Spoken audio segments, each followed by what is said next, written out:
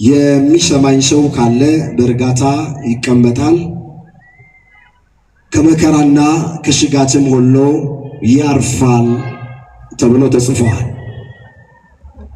የእግዚአብሔርን ቃል የሚሰማ ሰው ልቡ የቆሰለ እንደሆነ በቃሉ ይፈወሳል።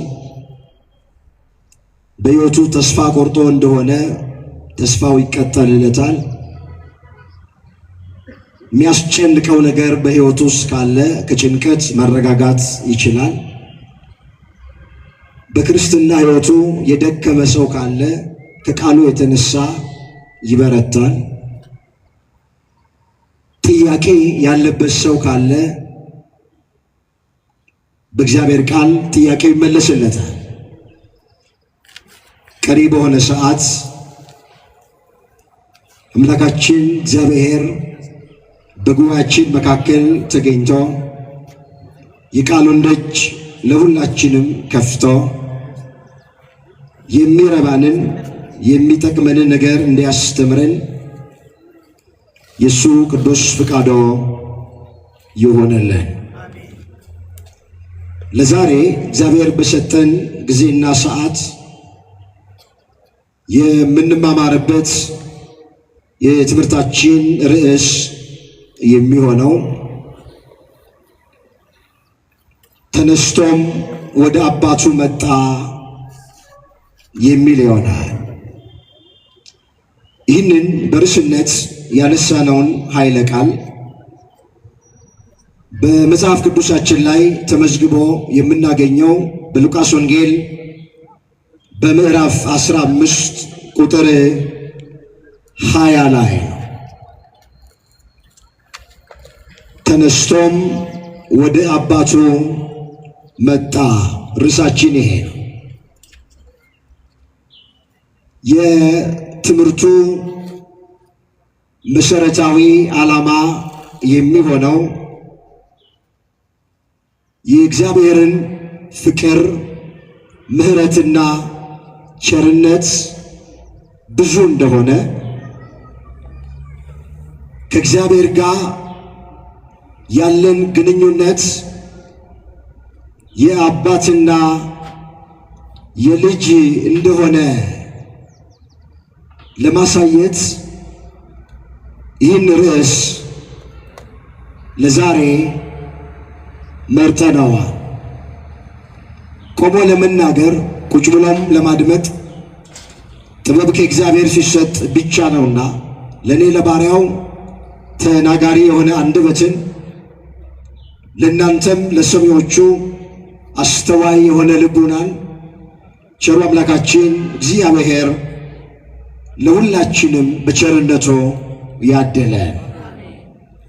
ተነስቶም ወደ አባቱ መጣ። የሉቃስ ወንጌል ምዕራፍ 15 ቁጥር 20 ላይ የተመዘገበ ቃል። ይህ ታሪክ ለብዙዎቻችን እንግዳ የሆነ ታሪክ አይደል። ከዚህ ቀደም በአንድም ይሁን በሌላ የሰማነው ታሪክ ነው። ስለ አንድ ነገር መምህራን በተደጋጋሚ የሚያስተምሩን ስለማናውቀው አይደል። ነገር ግን ሰው በተፈጥሮ ስለሚዘነጋ ለማስታወስ ነው። አሁንም የምናየው ታሪክ ለብዙዎቻችን እንግዳ የሆነ ታሪክ አይደል። ነገር ግን እግዚአብሔር በጣት የመጠቆም ያክል ሁላችንንም ይናገረናል። የምንፈልገውን ሳይሆን እግዚአብሔር የሚያስፈልገንን ያስተምረን። አሜን በሉ ሁላችሁ። ብዙ ጊዜ ታውቃላችሁ፣ ቤተክርስቲያን ስንመጣ ጉባኤ ስንካፈል መስማት የምንፈልገው ነገር አለ። እግዚአብሔር ግን እኛ የምንፈልገውን ሳይሆን የሚያስፈልገንን ነው የሚነግረን እግዚአብሔር። ለምን? የምንፈልገው ሁሉ ሊያስፈልገን ይችላል። ከኛ በላይ ስለኛ እግዚአብሔር ያስባል፣ እግዚአብሔር ያውቃል። አሁንም የሚያስፈልገንን ትምህርት እግዚአብሔር ለሁላችንም ያስተምረን። ሙሉ ታሪኩ በሉቃስ ወንጌል በምዕራፍ 15 ቁጥር 3 ጀምሮ የተመዘገበ ታሪክ ነው። እንግዲህ ብዙ ጊዜ እንደሚነገረን የሉቃስ ወንጌል ስለ መጥፋት በስፋት የሚናገር መጽሐፍ ነው። ስለ ጠፋው በግ፣ ስለ ጠፋው ድሪም፣ ስለ ጠፋው ልጅ እንደውም ገና ወንጌሉን ሲጀምር ስለ ኢየሱስ ክርስቶስ መጥፋት ነው በመጽሐፍ የሚጀምረው። በሉቃስ ወንጌል በምዕራፍ 2 ቁጥር 41 ጀምሮ ስንመለከት ጌታችን ኢየሱስ ክርስቶስ የፋሲካን በዓል ሊያከብር ከእናቱ ከእመቤታችን ከቅድስት ድንግል ማርያምና ከአረጋዊው ከቅዱስ ዮሴፍ ጋር ሆኖ ወደ ኢየሩሳሌም እንደወጡ ይተርክና በዓሉን አክብረው ሲመለሱ እሱ ግን በኢየሩሳሌም ቀርቶ ነበረ። እናቱም ስለጠፋባት ትፈልገው ነበር ብሎ ነው የሚጀምረው። ስለዚህ ወንጌላዊው ቅዱስ ሉቃስ ከሌሎቹ ወንጌላውያን ስለ መጥፋት በብዙ ስፍራ ላይ መዝግቧል። አሁን የምናየውም ታሪክ ስለ ጠፋ በግ፣ ስለ ጠፋ ድሪም፣ ስለ ጠፋ ሰው የሚያትት ነው። ሁለቱን ጊዜ መጠቀም እንድንችል በጣም ባጭሩ መለከተዋል። ስለ ጠፋው በግና ስለ ጠፋው ድሪም በጥቂቱ ጠቁሜያችሁ አልፋል። ጊዜ ወስደን የምናየው ስለ ጠፋው ልጅ ይሆናል። አሁንም አምላካችን እግዚአብሔር በመካከላችን ተገኝቶ የቃሉን ደጅ ለሁላችንም ከፍቶ እንዲያስተምረን የእሱ ቅዱስ ፍቃዶ ይሆንልን። እንዲህ ብሎ ይጀምራል። ይህንንም ምሳሌ ነገራቸው እንዲህ ሲል 100 በግ ያለው ከነርሱ አንዱ ቢጠፋ 99ኙን በበረሃ ትቶ የጠፋውን እስኪያገኘው ድረስ ሊፈልግ የማይሄድ ከናንተ ማን ነው አለ። እንግዲህ ሁላችን እንደምናውቅ ጌታችን ኢየሱስ ክርስቶስ በመዋዕለ ሥጋዌው በዚህ ምድር ሲመላለስ አብዛኛው ትምህርቱ በምሳሌ የታጀበ ነበረ። ለገበሬዎቹ በዘር እየመሰለ ያስተምራቸዋል። ለአሳ አጥማጆቹ በመረብ፣ ለሴቶቹ እዛው አጠገባቸው ባለ በእርሾ በሊጥ፣ ለነጋዴዎቹ ደግሞ በዕንቁ እየመሰለ ያስተምራቸው ነበር። በምሳሌ የሚያስተምርበት ምክንያት ምንድነው ያሉ እንደሆነ ዳዊት የተናገረው ትንቢት ነበርና ያ ትንቢት ይፈጸም ዘንድ ኢየሱስ ክርስቶስ በምሳሌ ያስተምር ነበረ። እዚያ መዝሙር 77 ቁጥር 2 ላይ የተመዘገበ ቃል አፌን በምሳሌ እከፍታለሁ፣ ከቀድሞ ጀምሮ የነበረውን ተምሳሌት እናገራለሁ ይላል ዳዊት። ይህንን ቃል ለጊዜው የተናገረው ስለ ራሱ ነው። ለፍጻሜው ስለ ኢየሱስ ክርስቶስ የተነገረ ቃል ነው። ይህ ትንቢት ይፈጸም ዘንድ ኢየሱስ ክርስቶስ በዚህ ምድር ሲመላለስ አብዛኛው ትምህርቱ ምሳሌያዊ ነበረ። እንመለስ። ይህንንም ምሳሌ ነገራቸው ይላል። ይህንን ምን ነገራቸው? ምሳሌ ነገራቸው። ስለዚህ ምሳሌውን እንተረጉማለን፣ ምሳሌውን እንፈታለን ማለት ለአንድ ሰው 100 በግ ነበረው አለ። ከ100 በግ መካከል አንዱ ቢጠፋ አንዱ ምን ቢጠፋ 99ኙን በበረሃ ትቶ የጠፋውን እስኪያገኘው ድረስ ሊፈልገው የማይሄድ ከናንተ ማን ነው ብሎ ታሪኩ ይጀምራል።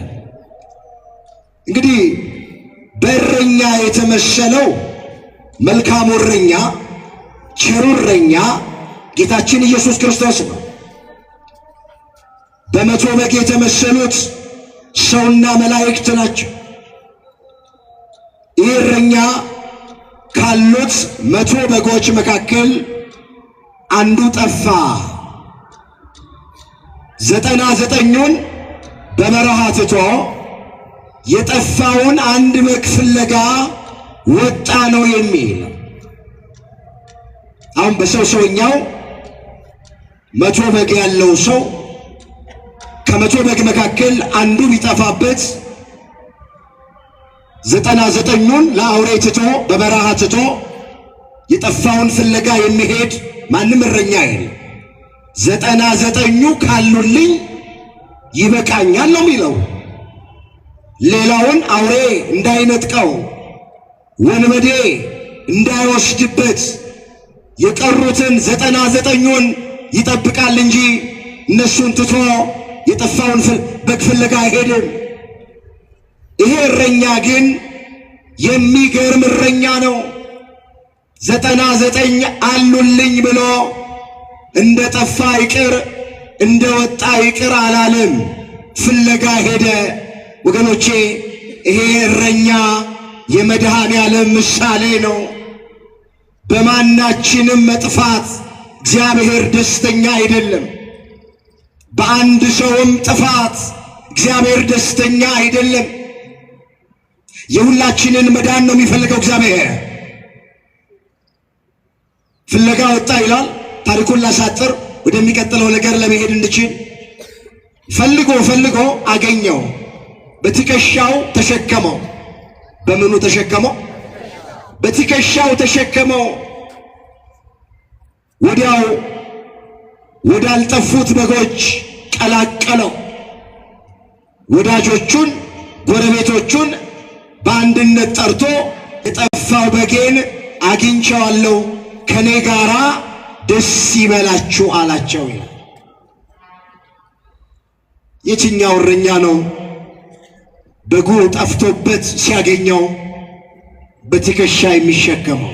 በበትር ይመታዋል እንጂ ለምን አለፋኸኝ፣ ለምን አደከምከኝ፣ ተራራ እንድወጣ ቁልቁለት እንድወርድ ላቤን እንዳፈስ ወዜን እንዳንጠፈጥፍ ለምን አደረከኝ ብሎ ድካሙን አስቦ በምድር ያለ እረኛ የጠፋውን በግ ሲያገኝ ቀንድ ቀንዱን ነው የሚለው። የኛ እረኛ ግን መልካሙ እረኛችን፣ ቸሩ እረኛችን፣ እውነተኛው እረኛችን ጌታችን ኢየሱስ ክርስቶስ ከጠፋንበት ሲያገኘን በትከሻው ነው የሚሸከመን። የምህረት እጁን ዘርግቶ ነው የሚቀበለን። እስካሁን የት ነበራችሁ አይለንም፣ አይመታንም፣ ፊቱን አያጠቁርብንም፣ ይቀበለናል። መልካሙ እረኛ ኢየሱስ ክርስቶስ በምህረቱ ሁላችንንም ይቀበለ። የመጀመሪያው የጠፋው በግ ነው። ወደ ሁለተኛው ልጅ ወይም ብሎ ይጀምራል። 10 ድሪም ያላት አንድ ድሪም ቢጠፋባት መብራት አብርታ ቤቷን ጠርጋ እስክታገኘው ድረስ አጥብቃ የማትፈልግ ሴት ማናት? ባገኘችውም ጊዜ ወዳጆቿን ጎረቤቶቿን በአንድነት ጠርታ የጠፋው ድሪሜን አግኝቼዋለሁ፣ ከኔ ጋራ ደስ ይበላችሁ ትላቸዋለች። እውነት እውነት እላችኋለሁ እንዲሁ ንስሐ በሚገባ በአንድ ኃጢአተኛ በእግዚአብሔር መላእክት ፊት ደስታ ይሆናል አለች። ምን ይሆናል? ሁላችሁ መስክሩ። ምን ይሆናል? ደስታ ይሆናል። አሁን ደግሞ ስለጠፋ ድሪም ወይም ገንዘብ ወይም ጌጥ በሉት፣ በሚገባችሁ ሰዱት። 10 ድሪም ያላት አንድ ሴት ነበረች። ከ10ሩ መካከል አንዱ ድሪም ጠፋባት። አይ 9 ስላለኝ ችግር የለውም ብላ አላለችም። የጠፋው ድሪሟን እስክታገኝ ድረስ የቤት ዕቃ አውጥታ ወገኖቼ በደንብ አርጋ ቤቱን ጠረገች።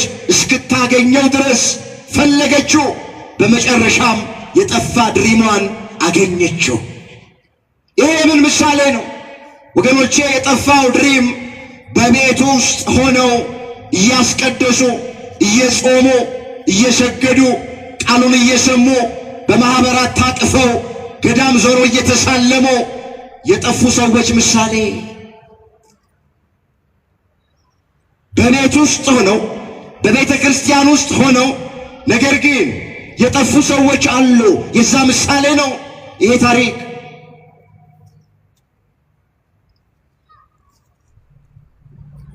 ወገኖቼ የጠፋው በግስ ከበረቱ ውጪ ከጋጣው ውጪ ከግቢ ውጪ ነው የጠፋው። ይሄ ድሪም ግን የጠፋው ቤት ውስጥ ነው የጠፋው። እንዴት ከባድ መሰላችሁ! ቤት ውስጥ ሆኖ መጥፋት። እስኪ በደንብ እኔም ራሴ ልይ። ይሄ ድምፅ የሚሰማችሁ ራሳችሁን ይው። ለማንም አትማሩ፣ ለራሳችሁ ተማሩ። ሕይወታችን ምን ይመስላል? ያለሽ መስሎሻል? ተበልተሽ አልቀሻል። ብዙዎቻችን ጉባኤ መካፈል ችግር የለብንም።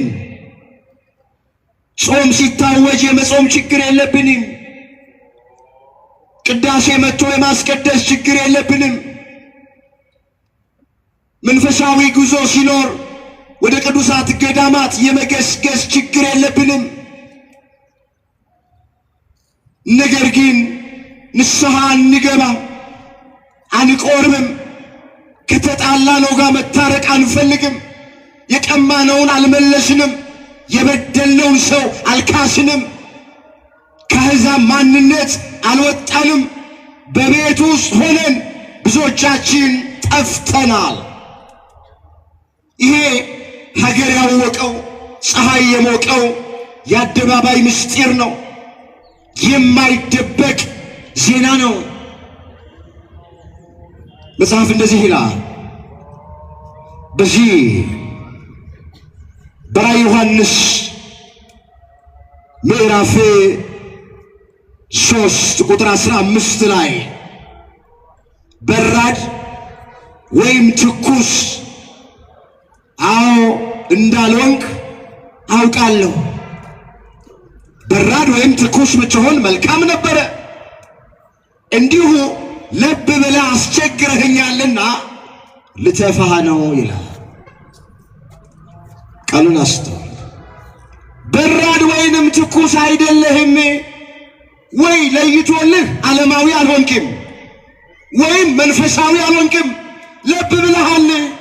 ብዙዎቻችን የለብታ ሕይወት ነው ያለን። ለብ ብለህ አስቸግረኸኛልና ልተፋህ ነው። ወገኖቼ እግዚአብሔር ከተፋ ምን ልንሆን ነው? ሰይጣን ነው የሚቀበልን። እኛም አገልጋዮች፣ የመቅደሱ አገልጋዮች፣ ካህናት፣ ሰባኪያን፣ ዲያቆናት፣ ሰንበት ተማሪዎች፣ የሃይማኖት አባቶች፣ ምዕመናን፣ እናንተም ሁላችንን የሚመለከት ትምህርት ነው። ለብ ያለ ሕይወት ነው ያለ። እግዚአብሔር ደግሞ የለብታን ሕይወት አይወድም። እተፋሃለሁ ነው የሚለው። ሐዋርያው ቅዱስ ጳውሎስ በሮሜ ለሚገኙት ክርስቲያኖች በምዕራፍ 2 ቁጥር 22 ላይ እንዲህ ብሎ ጽፎላቸዋል። እንግዲህ ያለ አንተ ሌላውን የምታስተምር ራስህን አታስተምርምን? አትስረቅ ብለህ የምትሰብክ ትሰርቃለህን? አታመንዝር የምትል ታመነዝራለህን? ጣዖትን የምትጸየፍ ቤተ መቅደስን ትዘርፋለህን? በሕግ የምትመካ ሕግን በመተላለፍ እግዚአብሔርን ታሳፍራለህን? በእናንተ ሰበብ የእግዚአብሔር ስም በአሕዛብ መካከል ይሰደባል አለ ጳውሎስ። አትስረቅ ብለን እየሰበክን አንዳንዶቻችን ስንሰርቅ ተገኝተናል። ሙዳይ ምጽዋት ስንገለብ ተገኝተናል። ልብ ያለ ሕይወቴ አታመንዝር ብለህ የምታስተምር ታመነዝራለህን? አታመንዝር ብለን እየሰበክን እየዘመርን እየቀደስን ቅኔ እየተቀኘን እያገለገልን ነገር ግን እዚያም ስንልከሰከስ በዝሙት ስንረክስ አንዳንዶቻችን ተገኝተናል። በእናንተ ምክንያት አለ የእግዚአብሔር ስም በአሕዛብ መካከል እየተሰደበ ነዋል። በእኛ በመቅደሱ አገልጋዮች ቤተ ክርስቲያን እየተሰደበች ነው። ሃይማኖት እየተነቀፈ ነው። የነሱ ብሎ ክርስትና ለማያውቁሽ ታጠኚ እየተባለ ሃይማኖታችን የሚሰደበው ቤተ ክርስቲያን የምትነቀፈው በአንዳንዶቻችን ለብ ያለ ሕይወት ባለን ነው። እንደነዚህ ያሉትን ለመምከርም ለማስተማርም በጣም ከባድ ነው። ይሄ ለእግዚአብሔር ቅርብ የሆኑ ለአገልግሎት ቅርብ የሆኑ ለቤተ ክርስቲያን ቅርብ የሆኑ ልምከራችሁ ብትሏቸው አይሰሟችሁም። መስሚያቸው ጥጥ ነው። አንተ ለኔን የምትሰብከኝ ይሄ ቤተ ክርስቲያን እኮ ሲቆረቆር ነበርኩ ነው የሚሉ። እኔን አንተ እንዴት ታስተምረኛለህ የሚሉ ምን ውስጥም ሆነው ሊሰሟችሁ ፍቃደኞች አይደሉም። ምን አለ ቅዱስ ጳውሎስ ለዕብራውያን ክርስቲያኖች በጻፈላቸው መልእክቱ ላነበው ፈልጋለሁ። ዕብራውያን 6 ቁጥር 4 ላይ አንድ ጊዜ ብርሃን የበራላቸው ምን የበራላቸው ንገሩ፣ ምን የበራላቸው? አንድ ጊዜ ብርሃን የበራላቸውን ሰማያዊውን ስጦታ የቀመሱትን ከመንፈስ ቅዱስ ተካፋዮች ሆነው የነበሩትን መልካሙን የእግዚአብሔር ቃልና ሊመጣ ያለውን የዓለም ኃይል የቀመሱትን በኋላ የካዱትን እንደገና ለንስሐ ማብቃት ከባድ ነው። በጣም ከባድ ነው። እሺ አይሉ ከኔ በላይ ማን አለ ነው የሚሏቸው። እኔ እኮ መጽሐፉን አውቀዋለሁ፣ ቃሉን አውቀዋለሁ፣ አንተ ለኔ ልትነግረኝ፣ አንተ ለኔ ልታስተምረኝ ነው የሚሏቸው። ጆሮአቸውን ከፍተው አያዳምጧችሁ። በዚህ ሕይወት ያለነውን አምላካችን እግዚአብሔር ከዚህ ሕይወት ውስጥ በቸርነቱ ያውጣ። ዕለት ዕለት ጠዋት ማታ ወደ መቅደሱ እየገሰገስን ነገር ግን ከጠፉት ወገን እንዳንሆን እንደ ጠፋው ድሪም እንዳንሆን መድኃኔዓለም ሁላችንን ይርዳ። አሁን ብዙ ሰው ለውጥ የሚመስለው የሃይማኖት አባት ማወቅ፣ ሰባኪ ማወቅ፣ ዘማሪ ማወቅ፣ ከአገልጋይ ጋር ካፌ ለካፌ መዞር፣ ፎቶ መነሳት፣ ይሄ በቃ ለውጥ ይመስላል። እኔን ቀላል አደረከኝ እንዴ አቡነ ከሌ እኮ እኔ ጋ ነው የሚኖሩት ይላል። እኔን ቀላል ሰው አደረከኝ እንደ እኔ እኮ ከዘማሪ ከሌ ጋር ሁሌ ምሳ በላለሁ። ዘማሪ ከሌ ከደወለለት እግዚአብሔርን የጨበጠ ይመስለዋል። እሱ በቃው፣ ለሱ በቃ ክንፋ በቀለ በቃ። ወገኖቼ ጳጳሱ እሱን ማወቅ በራሱ ለውጥ አይደለም። ባካችሁ ሰባኪ ማወቅ በራሱ ለውጥ አይደለም። ዘማሪ ማወቅ በራሱ ለውጥ አይደለም። አገልጋይ ማወቅ በራሱ ለውጥ አይደለም። እነዚህ ከሊቃነ ጳጳሳት ጀምሮ እስከ ታች ያሉት የለውጥ መሳሪያዎች ናቸው። ለውጥ ማለት ኃጢአትን እየቀነሱ ጽድቅን መጨመር ነው። ለውጥ ማለት ንስሐ መግባት ነው። ለውጥ ማለት ቅዱስ ሥጋውን ክቡር ደሙን መቀበል ነው እንጂ ባካችሁ የለውጡን መሳሪያ ስላወቅ ነው ከነሱ ጋር ስለወጣንና ስለገባን ብቻ የተለወጠን እንዳይመስለን እንዳንዘናጋ። አምላካችን እግዚአብሔር ከአሕዛብ ማንነት ወጥተን እንደምንሰማው ቃል እንድንኖር ሁላችንን በቸርነቱ ይርዳ። ስለዚህ ሁለተኛው የጠፋው ድሪም ነው። ድሪሙ የጠፋው ቤት ውስጥ ነው። ቤት ውስጥ ሆኖም ለካ መጥፋት አለ።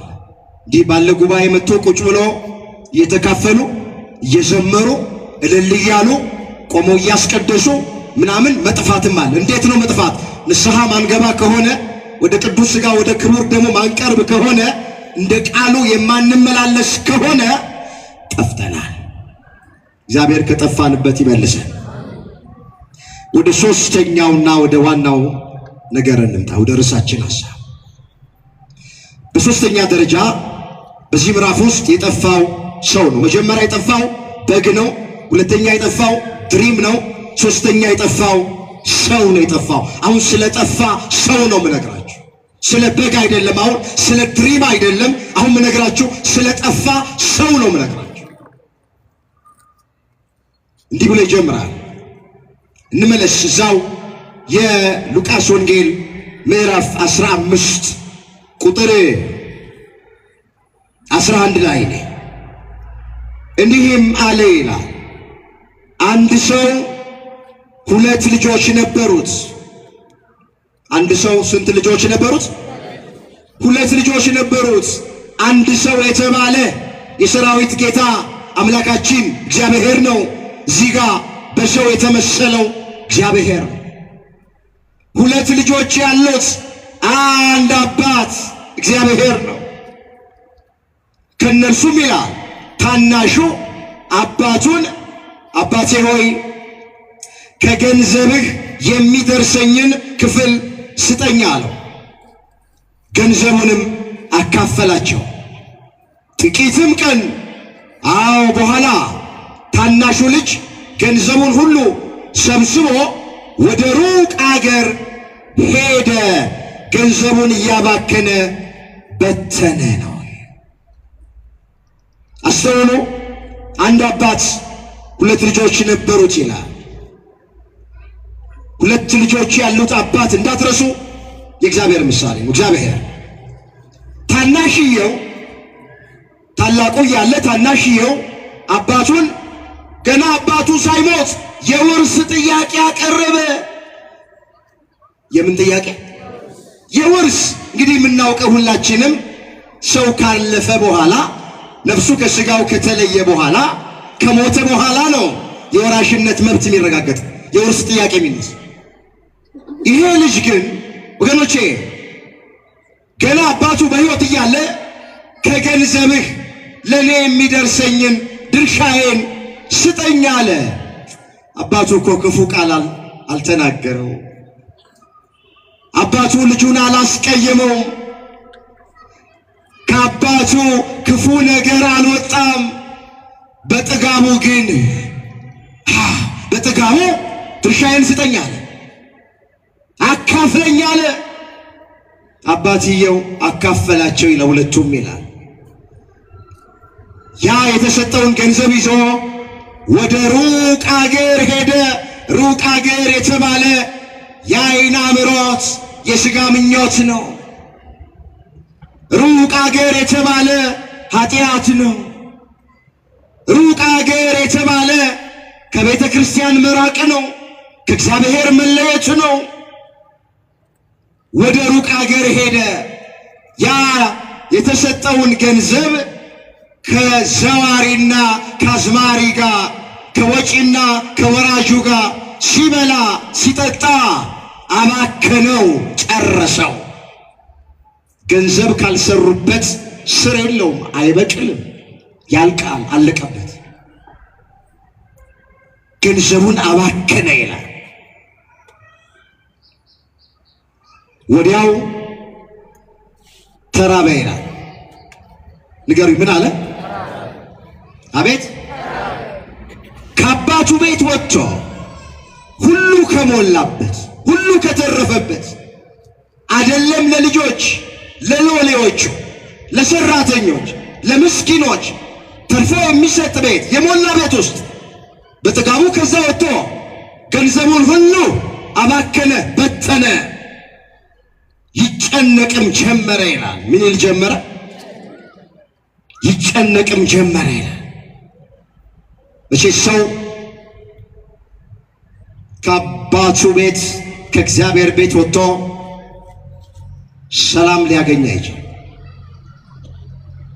ይጨነቃል። ከእግዚአብሔር የራቀ ሰው፣ ከቤተ ክርስቲያን የራቀ ሰው፣ ከመንፈሳዊ ሕይወት የተለየ ሰው ወገኖቼ የላመ ጣመ ሊበላ ይችላል። ጥሩ ልብስ ሊለብስ ይችላል። ጥሩ ቤት ውስጥ ሊኖር ይችላል። ግን ሰላም የሚባል የለውም። ይህም የጠፋው ልጅ ከአባቱ ቤት ወጥቶ ተራበ፣ ተጨነቀ፣ ገንዘቡን አባከነ ይላል።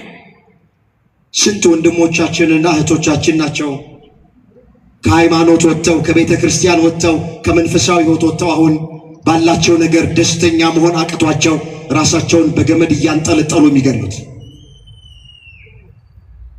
መርዝ እየጋቱ ራሳቸውን የሚያጠፉት፣ ከፎቅ ላይ ራሳቸውን እየወረወሩ የሚያጠፉት ስንት ናቸው? ምንድነው ጆሮቻችን የሚሰሙት? ምንድነው በዓይኖቻችን እየተመለከትን ያለን?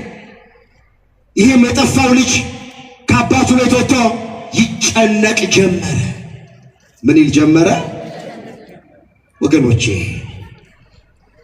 መጽሐፍ በልዑል መጠጊያ የሚኖር ሁሉም በሚችል አምላክ ጥላ ውስጥ ያድራል ነው የሚለው። ባካችሁ ከልዑል መጠጊያ አንውጣ። መዝሙር 90 ቁጥር 1 ላይ የተመዘገበ እግዚአብሔር ቃል በልዑል መጠጊያ የሚኖር ሁሉን በሚችል አምላክ ጥላ ውስጥ ያድራል። እግዚአብሔርን አንተ መታመኛዬ ነህ እለዋለሁ። አምላኬ መጠጊያዬ መሸሸጊያዬ ነው፣ በሱ እታመናለሁ አለ ዳዊት። ነገር ግን ከልዑል መጠጊያ ከወጣ፣ ከቤተ ክርስቲያን ከራቅን፣ ከመንፈሳዊ ሕይወት ከተለየን እየበላን ይርበናል፣ እየጠጣን ይጠማናል፣ እየለበስን አይደምቅብንም፣ ባለን ነገር ደስተኛ መሆን አንችልም። ይሄ የጠፋው ልጅ ከአባቱ ቤት ወጥቶ ይጨነቅ ጀመረ። እንባና ተርፍም ከእግዚአብሔር ቤት ወጥቶ ረሃቡ ሲጸናበት ይላል። እንመለስ ወደ ቀደመ ነገራችን። በዚያች ሀገር ጽኑ ረሃብ ሆነ፣ እሱም ይጨነቅ ነበራልና ሄዶም ከዚያች ሀገር ሰዎች ከአንዱ ጋራ ተዳበለ።